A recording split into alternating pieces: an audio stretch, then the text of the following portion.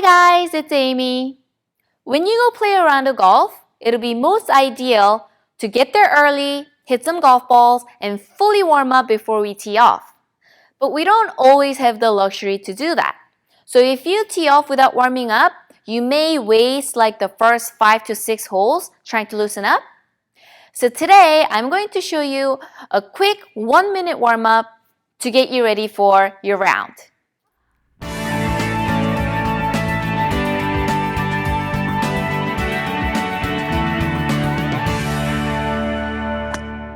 We only have a minute, so we're going to basically warm up 3 parts of your body: your shoulders, your midsection, and your legs.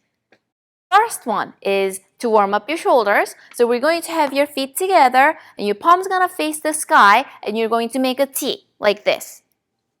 We're gonna make small tiny circles 8 times. 2, 3, 4, 5, 6, 7, 8. So in the beginning of the round, when your body's not warmed up, you don't really want to make a huge movement like this. I don't want to tweak anything yet. So I always start with small movements first. So if you're done with that side, let's go ahead and do the other direction. 1, 2, 3, 4, 5, 6, 7, 8. If I have time, I might come back and do that again. But even with 8 times small movements, you feel that your upper back and your shoulders, shoulder blades, these are kind of nice and warmed up and feel actually pretty good after even those 16. Second stretch is for your midsection, so your sides. We're going to do side bends. So basically, you're going to have your feet together the same way, and you're going to grab your driver a little bit wider than shoulder width apart, and you're going to go ahead and extend your arms above your head, and we're going to do side bends. And we're going to hold it for 8 seconds. 2, 3, 4, 5, 6, 7, 8. We're gonna go ahead and switch. Exact same thing, 8 times. 2, 3, 4, 5, 6, 7, 8. This is actually one of my favorite stretches because basically it stretches your arm, it stretches your side, and also your spine feels like it's getting lengthened. And since you have to stabilize your balance, you're going to have to engage your core. So it actually strengthens your core as well. When you do this, the only thing you want to be careful, actually there are 2 things you want to be careful is when you're going side, you want to make sure you keep your line straight and go sideways as opposed to like leaning forward or something or backwards. You want to go straight to the side. And one more thing is, if you only do your arms like this, you're only stretching your arms. So you want to make sure your whole upper body leans to the side. Okay, I usually try and do 2 sets with this. So let's go ahead and do the second set.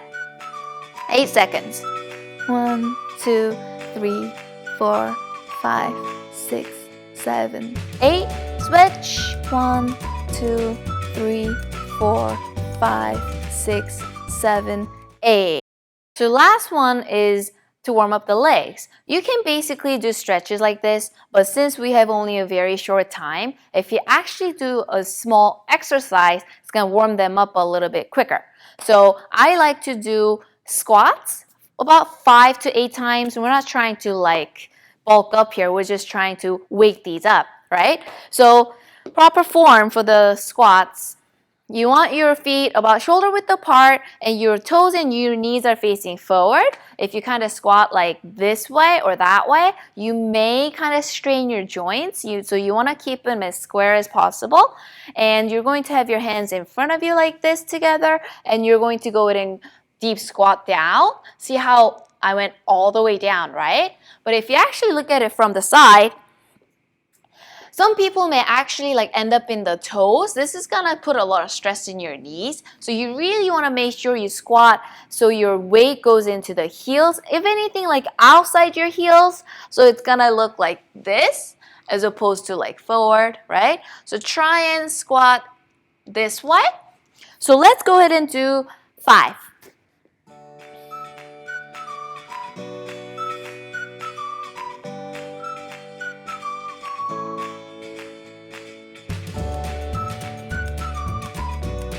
4, 5.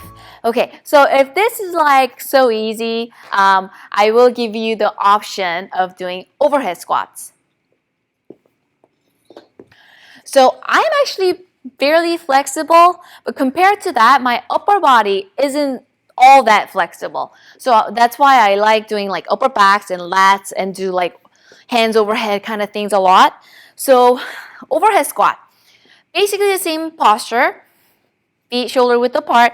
Hands are going to be a little bit wider than your shoulder width. And you're going to go ahead and extend your arms up this way, and you're going to do exact same deep squat with your hands maintaining this posture.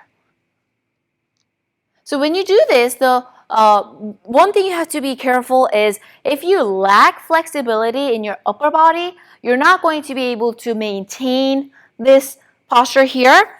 So you want to really keep it straight and you want to go deep squat. But if you're not flexible enough, you might go this way. You really want to try and keep this posture and go down. It's actually going to help you stretch this part of your back, and it feels great.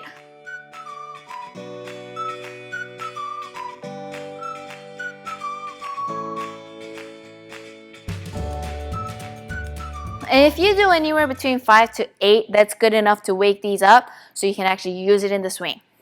So we've done 3 stretches, the shoulders, side bends, and squats. So before you tee off, you're gonna go ahead and make some practice swings, right? So I want you to remember to do one thing in your practice swing.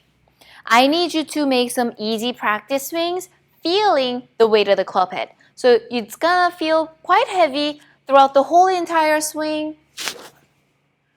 Like this, feeling the weight of the club head throughout the whole swing. It's not fast, it's not hard, because you really want to set the tone for the day. If you swing too hard in the beginning, it may be difficult to relax your hands and slow down your swing. So you want to start with soft hands and nice and slow rhythm. This is really going to help you set the tone for the day.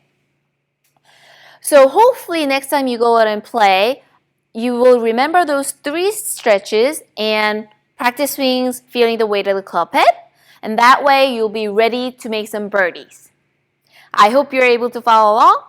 I'll see you guys in the next lesson.